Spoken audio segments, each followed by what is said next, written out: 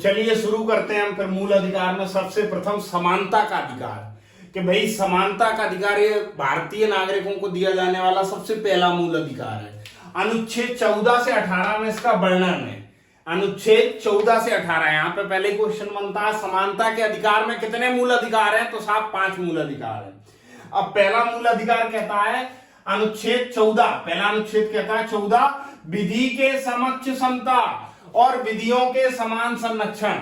विधि के समक्ष समता से मतलब पहले तो ये समझिए कि यह अवधारणा ब्रिटेन से ली गई। द्वितीय, यह अवधारणा नकारात्मक है साहब, ये ब्रिटेन से ली गई, इंग्लैंड से ली गई, ये नकारात्मक है। नकारात्मक कैसे है वो समझिए, कानून है और कानून सभी लोगों के लिए बराबर है। अब साहब बराबर है तो नकारात्मक कैसे हुई। अब मान लीजिए कि एक व्यक्ति ने दो मर्डर हुए, 2 मर्डर होते हैं जिसमें से एक मर्डर करता है एक बेस हट्टा कट्टा आदमी और दूसरा मर्डर करती है एक गर्भवती महिला। ठीक है, तो अब दोनों को एक जैसा कारावास नहीं दिया जा सकता, इसलिए हम कहते हैं कि ये नकारात्मक अवधारणा है कि कहीं कहीं आपको कुछ सकारात्मक भेदभाव करने होंगे, क्योंकि अब ये गर्भवती महिला है, जो कारावास इसको देंगे वो इसे नहीं देंगे। द्वितीय, तो इसी के लिए हमने क्या दूसरा मतलब हमने दूसरा प्रावधान लिया, विधियों के समान संरक्षण। ये हमने अमेरिका के संविधान से लिया है, विधियों के समान संरक्षण। ये क्या है, सकारात्मक भेदभाव है। सकारात्मक भेदभाव कैसे है कि एक कानून है और कानून में 2 चीजें हैं, समान के साथ समान और असमान के साथ असमान। इसका भी एग्जांपल, यही एग्जांपल यहां लगा लीजिए, नहीं दूसरा लीजिए कि क्या बोलते हैं, एक क्राइम है, उस क्राइम को एक वयस्क व्यक्ति करता है और एक बच्चा करता है 15 साल का।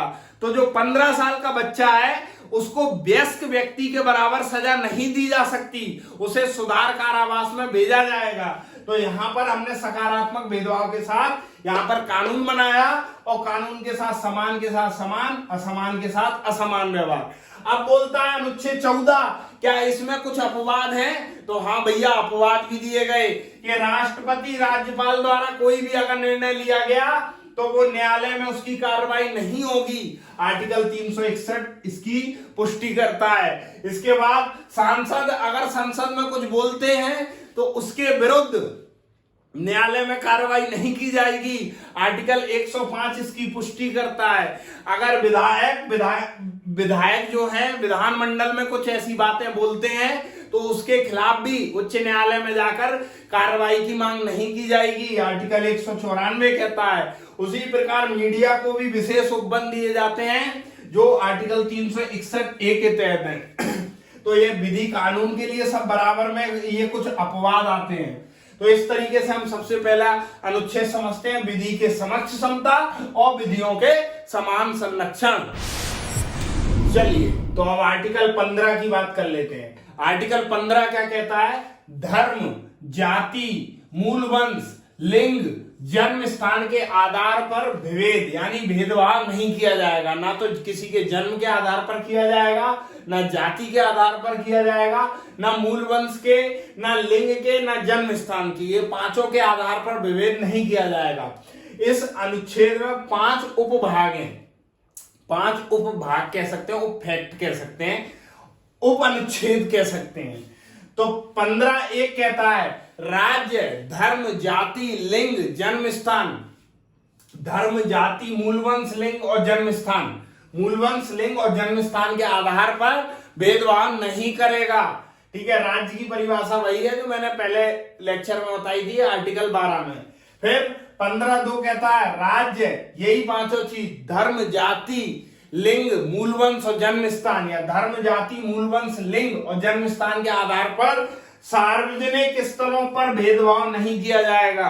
अब सार्वजनिक स्थल साहब कैसे, कुएं, तालाब, घाट, जो सार्वजनिक स्थल हैं, जो सरकार के हैं, मतलब जिनका, अब ऐसा मत करिए कि किसी के घर में चले गए कि साहब आप तो हमें रोक रहे हो, ऐसा नहीं होता, वो निजी स्थल है।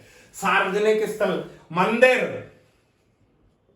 मस्जिद, ठीक है। सबरीमाला वाला जो मैटर था जिसमें महिलाओं को प्रवेश के लिए वंचित किया जा रहा था, तो उन्होंने न्यायालय में किसके खिलाफ मतलब क्यों अपील उठाई? क्योंकि वह उनका मूल अधिकार है। क्या कहा है? सेक्स लिंग के अनुसार महिलाओं पुरुष में भेदभाव नहीं किया जाएगा सार्वजनिक स्थल में, इसलिए उन्होंने न्यायालय में इसके खिलाफ आवाज उठाई थी। अब 15(3) कहता है राज्य महिलाओं और बच्चों के लिए विशेष उपबंध कर सकता है। जो विशेष उपबंध करेगा वो इसके अगेंस्ट नहीं माना जाएगा। किसके अगेंस्ट? नहीं तो आप ये कहोगे साहब अभी आप कह रहे हो कि लिंग जन्म स्थान इनके आधार पर विभेद नहीं किया जाएगा, लेकिन फिर यहाँ कह रहे हो बच्चों के लिए और महिलाओं के लिए विशेष उपबंध क्यों? क्यों महिलाओं और बच्चों के लिए जो उपबंध करे जाएंगे उसको इसके अगेंस्ट नहीं माना जाएगा। सिंपल सा फैक्ट। ठीक है। अब जैसे महिलाओं को पंचायती स्थानीय निकाय पंचायती उसमें 50% का आरक्षण दिया है, भाई बच्चों के लिए 6 से 14 साल तक निःशुल्क शिक्षा की बात कही गई है। फिर 15(4) ये 15(4) मूल संविधान में नहीं था, प्रथम संविधान संशोधन 1951 में इसे जोड़ा गया। अनुसूचित जाति अनुसूचित जनजाति, एससी का मतलब जाति है, एसटी का मतलब जनजाति, ओबीसी पिछड़े वर्ग के लिए विशेष प्रावधान किए जाएंगे।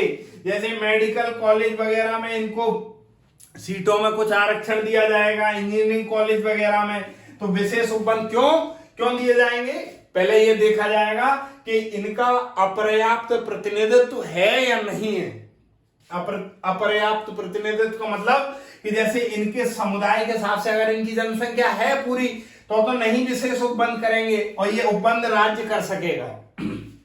फिर 15(5) 93वां संविधान संशोधन 2006 द्वारा जोड़ा गया। इसमें कहा गया एससी एसटी ओबीसी वो अनुसूचित जाति जनजाति और अन्य पिछड़ा वर्ग के लिए आईआईटी आईआईएम में कुछ सीटों का आरक्षण किया जाएगा। कुछ सीटों का आरक्षण किया जाएगा ताकि यह समुदाय का प्रतिनिधित्व भी कहां पर हो, उसमें हो, संस्थान में हो। ये क्यों किया गया? ताकि भारत का प्रत्येक नागरिक सतत विकास भारत की मुख्य धारा में जुड़ सके। नहीं तो होगा क्या? अगर इनका प्रतिनिधित्व नहीं होगा और केवल 1 या 2 वर्गों का प्रतिनिधित्व होगा तो यह समानता का अधिकार अपने पूर्ण लक्ष्य को प्राप्त ही नहीं कर सकता है। समानता मतलब समान, सभी को एक समान, और इसके साथ साथ सकारात्मक भेदभाव। कैसा? कि कभी कहीं कुछ लोगों की असमान है, उनकी स्थिति असमान है, वो लोग पिछड़े रह गए तो उनको भी समानता में लाने के लिए सकारात्मक भेदभाव करना आवश्यक है। तो समानता के अधिकार में अगला अनुच्छेद है अनुच्छेद 16। अनुच्छेद 16 कहता है लोक नियोजन के विषय में अफसर की समता।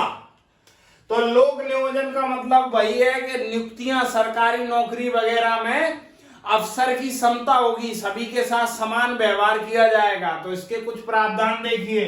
16(1) कहता है सभी लोगों को राज्य के अधीन जो नियुक्तियां की जाएंगी वह रोजगार दी जाएगा, उसमें भेदभाव नहीं किया जाएगा। ठीक है। फिर 16(2) कहता है धर्म जाति मूल वंश लिंग और जन्म स्थान। क्या क्या?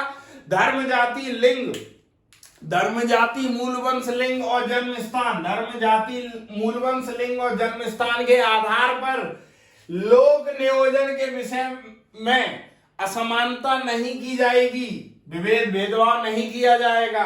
फिर 16(3) कहता है कि संसद विधि बना सकती है। क्या कर सकती है? संसद विधि बना सकती है। क्या विधि बनाएगी? कि संघ सेवा, संघ से संबंधित जो सेवाएं हैं या राज्य से संबंधित जो सेवाएं हैं उनमें जो नौकरियां हैं उन नौकरियों में स्थानीय निवासियों के लिए प्राथमिकता दे सकती है। प्राथमिकता जो वहां के स्थानीय निवासी हैं उनके लिए प्राथमिकता दे सकती है, लेकिन विधि कौन बनाएगी? संसद। ठीक है। ऐसा हुआ है तो साहब हुआ है। अरुणाचल प्रदेश में और हिमाचल प्रदेश में इस तरीके के स्थानीय निवासियों को विशेष प्रावधान दिया है। 16(4) कहता है पिछड़े वर्गों का आरक्षण अगर अपर्याप्त प्रतिनिधित्व नहीं है, अगर उन लोगों की जनसंख्या के आधार पर जितनी उनकी जनसंख्या है उस आधार पर वह नौकरियों में नहीं जा पा रहे हैं तो उनके लिए आरक्षण की व्यवस्था की गई है। ये आरक्षण क्या है? सकारात्मक भेदभाव है। सकारात्मक भेदभाव है, या आरक्षण क्या है? सकारात्मक भेदभाव है। सकारात्मक भेदभाव से मतलब ये होता है कि जैसे कुछ लोग जो वंचित वर्ग है, जो मुख्य धारा में भारत की में नहीं जुड़ पाया है, उनको जोड़ने के लिए इस तरीके के प्रावधान रखे जाते हैं। फिर 16.5 कहता है धार्मिक संस्था, अगर कोई धार्मिक संस्था है और उसमें अगर किसी की नियुक्ति करनी है तो उसमें कुछ विशेष उपबंध कैसे दिए गए हैं। जैसे कोई गुरुद्वारा है, अब गुरुद्वारे के जो ट्रस्टी हैं वो अपने धर्म से संबंधित लोगों की नियुक्तियां कर सकते हैं। वे इसका मतलब अगर वे नियुक्ति करते हैं तो ये नहीं कहा जाएगा कि धर्म के आधार पर विभेद हुआ है, ठीक है, इसके अगेंस्ट नहीं माना जाएगा। ये विशेष उपबंध है। पिछड़े वर्गों के लिए आरक्षण, इसमें ये कहा, इसका मतलब ये इसको अगेंस्ट नहीं करेगा कि जाति के आधार पर विभेद किया गया है, ठीक है। यहां पर जो ये संसद विधि बना सकती है कि जो स्थानीय निवासी हैं, तो इसमें ये नहीं कह सकते हैं कि मूल वंश के आधार पर विभेद किया है। तो इस तरीके के प्रावधान अनुच्छेद 16 में है। लोक नियोजन के विषय में अफसर की समता। तो समानता के अधिकार में अब 2 और अनुच्छेद बचे हैं, अनुच्छेद 17 और अनुच्छेद 18। अनुच्छेद 17 कहता है अस्पृश्यता का अंत। अस्पृश्यता का मतलब होता है छुआछूत। भारत में ये संपूर्ण भारत में बहुत विस्तृत रूप से फैला था कि छुआछूत, जो निम्न वर्ग है उसको उच्च वर्ग नहीं छुएगा, तो इसके लिए इसको मूल अधिकार में रखा गया था, ठीक है। मूल अधिकार में तो रखा गया था, लेकिन इसको संविधान ने परिभाषित नहीं किया था कि भैया अस्पृश्यता का अंत करेंगे कैसे, अस्पृश्यता क्या है। तो इसके लिए अस्पृश्यता निवारण अधिनियम 1955 बनाया गया और उसमें कुछ विशेष प्रावधान दिए गए। तो वो विशेष प्रावधान का जो उल्लंघन करेगा तो उसको दंडनीय अपराध की श्रेणी में रखा जाएगा, मतलब उसके खिलाफ दंडनीय अपराध का मुकदमा लगाया जाएगा, ठीक है। इसी को अस्पृश्यता निवारण अधिनियम 1955 को 1976 में सिविल अधिकार संरक्षण अधिनियम का नाम करके इसको बदल दिया। तो अस्पृश्यता का जो अंत है ये मुख्यतः गांधी जी की अवधारणा से भी प्रेरित है। पेपर में तो नहीं आएगा, वैसे ही देख लीजिए आप। फिर इसके बाद आता है अनुच्छेद 18 उपाधियों का अंत, ठीक है। राज्य कोई उपाधि नहीं देगा, पहला ही पॉइंट बनता है कि राज्य कोई उपाधि नहीं देगा। दूसरा, बट सेना और शिक्षा से संबंधित उपाधियां ले सकते हैं, कोई भी नागरिक सेना व शिक्षा से संबंधित उपाधि उसको मिल सकती है। फिर भारतीय नागरिक विदेशी उपाधि धारण नहीं करेगा, भारतीय नागरिक विदेशी उपाधि धारण नहीं करेगा। तो अब हम फटाफट से समानता के जो 5 अधिकार हैं उनको देख लेते हैं। सबसे पहला अनुच्छेद कहता है, अनुच्छेद 14 विधि के समक्ष समता, विधियों के समान संरक्षण। आर्टिकल 14 कहता है विधि के समक्ष समता, फास्ट, विधियों के समान संरक्षण,